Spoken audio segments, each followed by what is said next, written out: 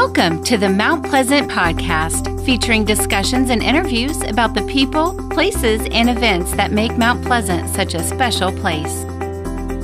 This is the Mount Pleasant Podcast. I'm your host, Brian Cleary, and all thanks to the great people of Mount Pleasant Magazine, I get the honor, the privilege of introducing you to Mount Pleasant, the people who make it such a special place to do business, to work, and even to live. We're introducing you to Mount Pleasant's best on the Mount Pleasant Podcast. The town of Mount Pleasant, it's a great place to work. It's a great place to do business, a great place to live. And some of our businesses are making lives better for some of the folks who live here. Today on the Mount Pleasant Podcast, we're going to talk to one of those businesses. I'm Brian Cleary, and Mount Pleasant Gardens, the executive director of that organization, joins us today along with the community resource director here on the Mount Pleasant Podcast. We're talking about Leanne Lovin and also Denise Kish. Denise, let's talk with you. For someone who maybe hasn't heard of or doesn't know what Mount Pleasant Gardens is all about, how would you describe it to me? Mount Pleasant Gardens is a standalone memory care community. We take care of those with dementia, with a dementia diagnosis. And dementia is an umbrella term for those with Alzheimer's, Lewy bodies, vascular dementia, frontal temporal lobe, Parkinson's, so Huntington's. So there's a vast amount of different dementias underneath that dementia umbrella. So we are standalone. We have a diagnosis of dementia for those that want to come and live with us, and that's who we care for.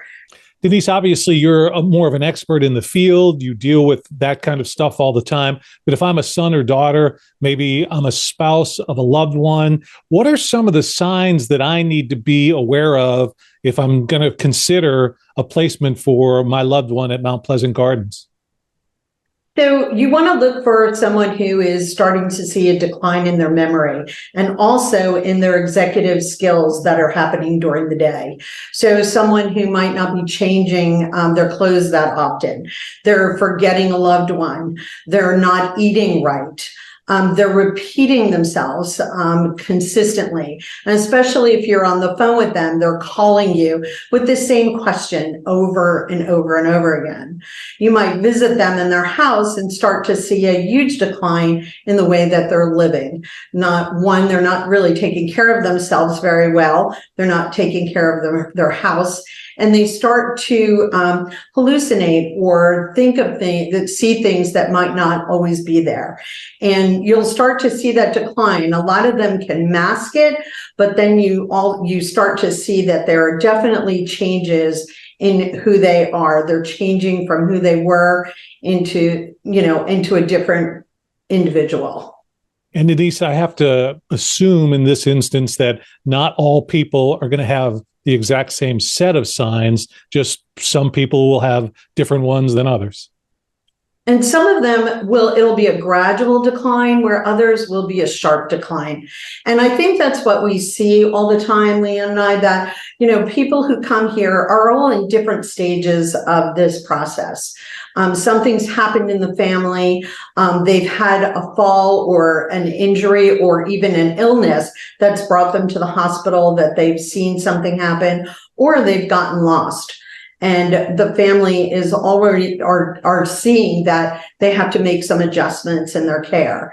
And we want to come to those individuals at the beginning of that, because the first step isn't just coming into an Alzheimer's community. The first step is getting resources to help you manage as they're going to journey through this disease, actually. Be part of the conversation surrounding Mount Pleasant. Sponsor the Mount Pleasant Podcast. Podcast marketing is the new, powerful way to brand your business and reach your customers. For more information, visit carolinapodcasts.com or call 843-345-7012. You're listening to the Mount Pleasant Podcast. This is where the pages of Mount Pleasant Magazine come alive. It's the Mount Pleasant Podcast. I'm Brian Cleary. Today, I'm joined by the executive director of Mount Pleasant Gardens. She is Denise Kish. Also with us, the community resource director of Mount Pleasant Gardens, Leanne Lovin, is with us. And Leanne, let's bring you into the conversation in terms of a community resource director. What would that mean that you do? So families will connect with me. Usually they call me first or come for a tour. Usually something has happened that has brought their attention. A lot of times they just need resources. So most of the time, spouses will come to me and tell me, I'm not ready for years down the road. I hear that every time. But, what is kind of the process? And so what I am trying to do is educate those families that first and foremost, you should always look, if you're the primary caregiver for someone with Alzheimer's dementia, what happens if you were to get in a car accident today? What happens if you have a heart attack? What happens if you fall and break your hip? Who is going to take over the care of your loved one? If you don't have that in place, it is very reactive. It's not fun for the children that have to step up, who are working full time, have their own children. So I tell them, go tour every community. You find the memory care that you're comfortable with for your loved one. Put a deposit down. Doesn't mean you have to move in. So that way, if something were to happen to you tomorrow, your kids know where to place their loved one. Second step is always get home support. People think, oh, if mom gets put in the hospital, I'll just call an agency and someone will pop up like Mary Poppins. That's not how it works. You call a home care agency, they have to come out and assess the individual. Then they have to match them with the caregiver. It can take a week to get a caregiver into the home. Meantime, your children are picking up the extra work and they're, having to leave their jobs and their children caring for your loved one while you're in the hospital. So I tell them to always get home support. And then lastly, what we've been seeing recently is especially the men, their wives do all the personal care and then they bring them to us and no one else is cared for them besides their spouse. What do you think happens? They don't like when a stranger tries to get them undressed and in the shower.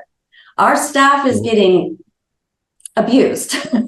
So I ask them, when you get home support 2 times a week, 3 times a week, it gives you a break, have them come in the morning, you go do grocery shopping, go work out, whatever you need to do, and have that care provider start personal care. So there's someone else other than a family member providing that care. So when they come to us, it's not foreign to them with strangers caring for them. Leanne, it seems like what you're talking about, a lot of common sense in there, but I guess in this period, it's something that maybe I wouldn't think about because I'm not necessarily thinking that far down the road, I guess. So is there a timeline? I guess it would be an individual basis, obviously, but as you look at an overall thing, is there any way for you to generalize a timeline in terms of my spouse is getting to that point? Should I be looking, knowing that this is going to be a year out or 6 months? If they can't be left home alone, then you need to have a backup plan. If you can't go to the grocery store without worrying that your husband or wife is going to get out and get lost, or they can't manage their own care, then you don't know in your time what's going to happen to you. And everyone is reactive. They say, oh, I promised my husband I'm never going to place him in memory care. Well, you don't know what's going to happen down the road. You don't know how your health is going to be impacted. Maybe your husband's going to be up all night long. We have children while we're younger for a reason, I tell them. When we're in our 80s, it's not easy to get up at 2:00 in the morning and take care of a full-grown adult and then still function all day long. So usually it's that, or you don't understand how hard it is to change someone's depends, your husband, who's 6'3" and maybe weighs 200 pounds, and you're trying to clean them up every day. It's exhausting. It's taxing. So anytime that they cannot leave that loved one home, they need to have stuff in place. Even if they don't plan on utilizing it, they still need to have a plan. So Denise, let's get specifically to Mount Pleasant Gardens. Tell me some of the things that if I've got, again, a spouse, a family member that I think is going to need some assistance, what is it that you have to offer that might be different, better, et cetera, than another facility?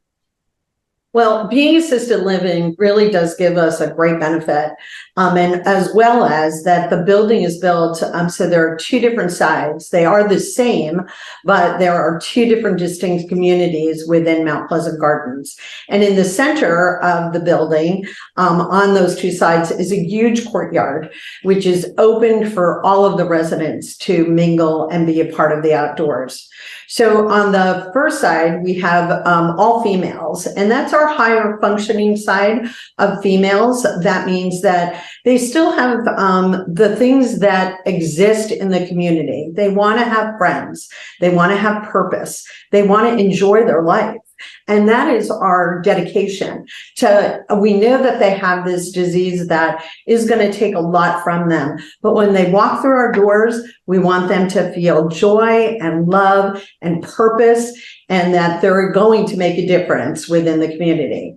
So they're going to be part of that, and they're going to form friendships.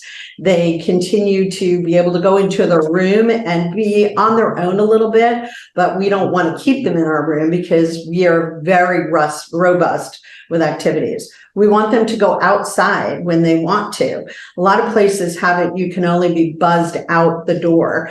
And here they can go outside to our courtyard, which mimics a front porch. And the two sides kind of sit alongside and think that they're across the street from each other. So you'll see them waving or going and engaging their neighbor. So we offer that side for females, and we have a number of them that have come in and said, I didn't want to come here, but all of a sudden now I have made friends. I am social. I'm doing things instead of just being alone, because they tend to isolate. A lot of times with Alzheimer's, they know something's going on, and sometimes they'll be with friends who might, remind them that, oh, you forgot that, or why are you eating with your finger and not your fork? And they tend to seclude themselves. So here they can be who they are. And we, one of the things I tell the staff constantly is we need to become students of our residents. So Leanne starts that process by asking a lot of questions and finding so much about that resident before they come in. So we place them on the right side, and we have them ready to make those friends and be social. So our days are about a lot of activities. We have 4 activity personnel, and that's pretty unheard of in a community that's small, because we want to make sure that they are busy from morning to night and that they can do what they want. There's all different activities they can be a part of. Lots of physical exercise. We have a walking club. We do bring in someone who does like a Zoom kind of an event for them, as well as we have spiritual Bible studies, and the ladies will have that on their side, on their own, as well as with a big group.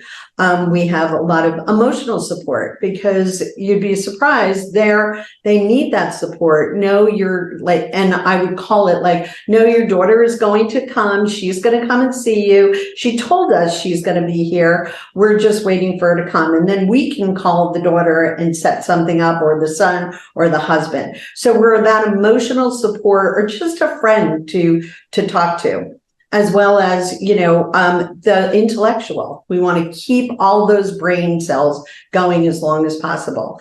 And that involves all of that. The second side is a little bit more of a regress side. And that means that they've gone through the disease a little bit more. They need a little bit more oversight.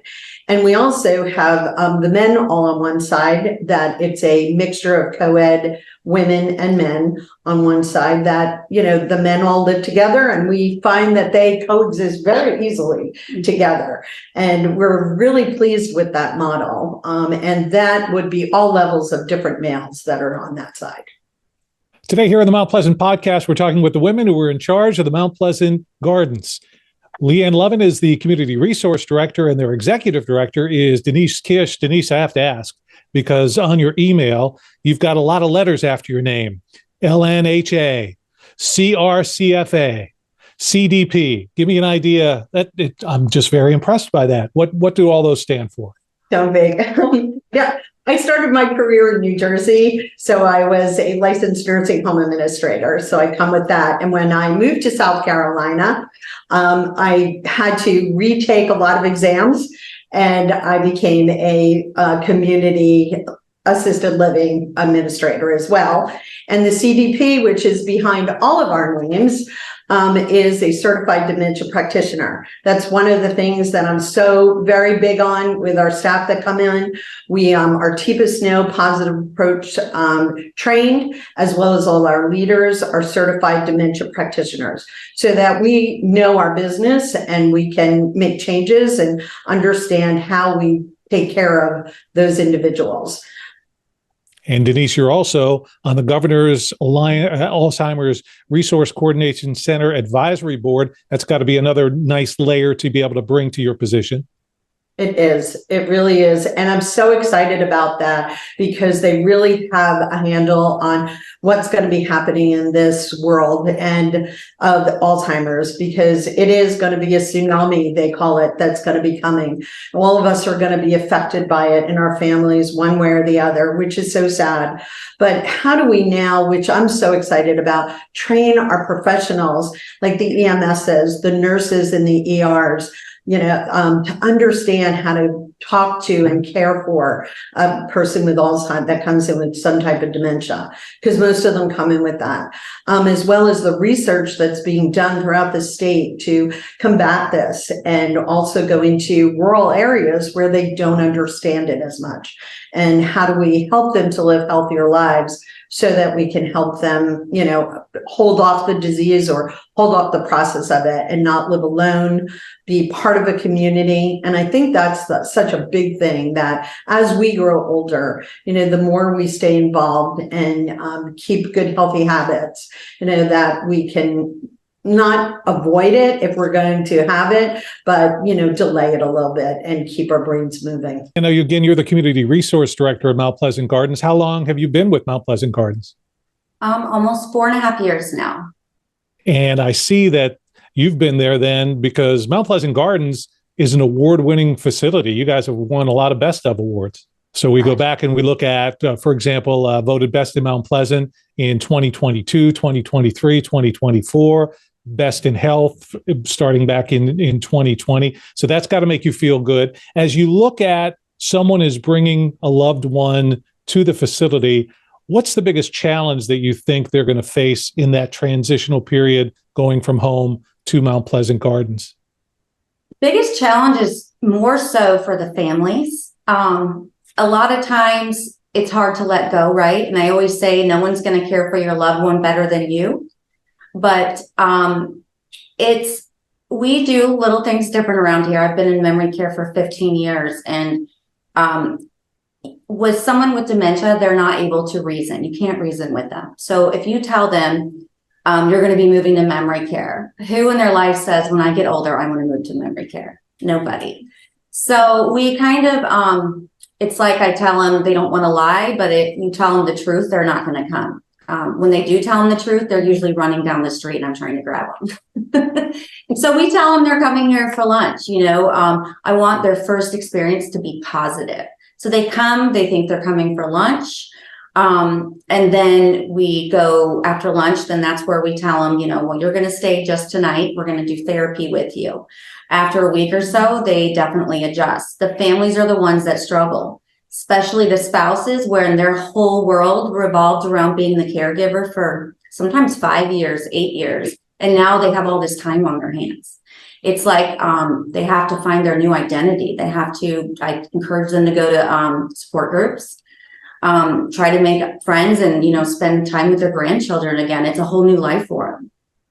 Well, Leanne, and this, I'm not sure that you could answer this, but you're more the expert. I have to think for the family member, it's such an emotional decision. So how is it that can you give me any tips that somebody might be able to help someone work through the emotional part of that? Yeah, so they come in crying in my office every time I give a tour, especially when we have two sides here. We have the high functioning and the lower cognitively functioning. And I show them both sides to kind of feel like, where's your loved one at?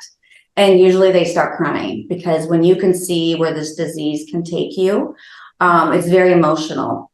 And so they ask me, I have a wife actually just left me a voicemail. I need your assistance. How do you know when it's time? And what I tell them, I say, well, I can't really tell you. Each person is different. Some people say, as soon as my loved one's incontinent, that's when I'm moving them in memory care. Or my husband's keeping me up all night. I can't do this any longer. Or I feel trapped in my house. I'm a prisoner in my own house. I can't leave without, finding a sitter. And I said, everyone, or their own health. Someone had a heart attack. I've had someone who found out they had cancer again. Everyone's reasoning why when it's time is personal, but I tell them, you're coming to me now. So that tells me that you are already feeling the burden. If you're coming to walk into tour with my community, you're having a struggle right now. And you have to know that you've done the best that you can for your loved one. And we can provide something for them that you can't. When you are a homeowner, you have bills to pay, you have dishes to do, you have laundry to do. Well, what is your loved one doing when you're doing all of these chores? They're probably sitting in front of a TV, right? They're not using their brain. And with Alzheimer's, you need to use your brain or you're going to lose it. Here, we have them doing activities I start with my men. We do breakfast. I serve them breakfast and we do trivia at 7:00 in the morning. And then at 9:30, they're starting exercise. They're doing current events. They're doing activities to keep them engaged and busy all day long. And so you see the improvement in them. And then the families say, wow, because they feel almost guilty because they were just sitting at home all day, So you have to look at the positives of it too. So Denise, someone listening to our podcast, watching, is thinking, okay, I may have a family member, a spouse who perhaps could really benefit by being at Mount Pleasant Gardens.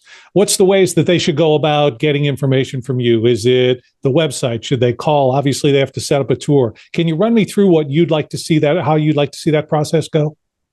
Well, definitely they give us a call. They absolutely do. They hear from us word of mouth, and we really work hard at that word of mouth so that they know we're not just somebody to walk in when you're ready to move somebody in. You can walk in and we'll begin talking to you and giving you resources through support and information to help you. But really, I have to say, Leanne takes that lead on that, and she will go ahead and come together with a family. They absolutely become very connected to Leanne as they move through this process. And it's a beautiful thing to see how she really works with them and eases their fear to get them, to understand what this is all about. And, they'll trust her, and we want them to trust us as well. So they walk through the door and they're going to be immediately given to Leanne, and she will work with them, one-on-one. If Leanne's not there, I'm here. And for me, it's about the personal journey. I mean, I've had aunts, that I've been working with, and one that I just said goodbye to that had been on this journey. And so we talk from our hearts. And, as you walk through this building and you see what's going on here, I hope you have a sense of love and hominess, and that we all feel we are on a mission, that God has given us a mission to care for those that are journeying through this disease. And as a team, you'll see that we all work together as one, with the purpose of that individual connected to us. So when you walk in, we want you to go to Leanne or go to any of us that sees our community, and we want you to become part of our family. We really do. And there's just, so I sometimes meet with families for 2 or 3 years before they actually make the move. Mm-hmm. And I'm happy to do that. I tell them to call me, text me, email me anytime. They need resources for home care, non-medical care, hospice care, rehab, they can call me. And then once they move into the community, we give them our personal cell phones. So they have Denise's, Judy, our health service director, and mine. So they have full access to all three of us at all times. So Leanne, for someone who's watching, listening to our podcast now, if they want to reach out to you, can you give us a number, an email where they can contact you? They can call our main number, which is 843-216-1001. They can call my cell phone, 843-996-0669. Or our website, which is gardensmemorycare.com. Sorry, our ownership name changed. And then my email is my name, Leanne, Leanne.Lovin. You're loving it? LOVIN at gardensmemorycare.com or Denise.Kish at gardensmemory.com. But mainly just calling first, and I'm happy. I usually spend about an hour on the phone sometimes, just, collecting information. Sometimes they're not ready to tour, and that's okay. That's a big step to come tour sometimes. Well, it's something a lot of us don't want to look forward to, but it's great to know that, hey, if we need this service, it's available here in Mount Pleasant. For somebody who's wondering, Denise, Mount Pleasant Gardens is located where? At 1025 Hungry Neck Boulevard. It's right behind the Lowe's area in Town Center. Denise Kish is the Executive Director of Mount Pleasant Gardens, and Leanne Lovin, the Community Resource Director. Ladies, thanks so much for joining us today and for all the information. Thank you. Thank you very much. Mount Pleasant Gardens featured in the pages of Mount Pleasant Magazine, and today with me, Brian Cleary, on the Mount Pleasant Podcast. Thanks for spending your time with the Mount Pleasant Podcast, your community, your podcast. Listen to past and future episodes at mountpleasantpodcast.com.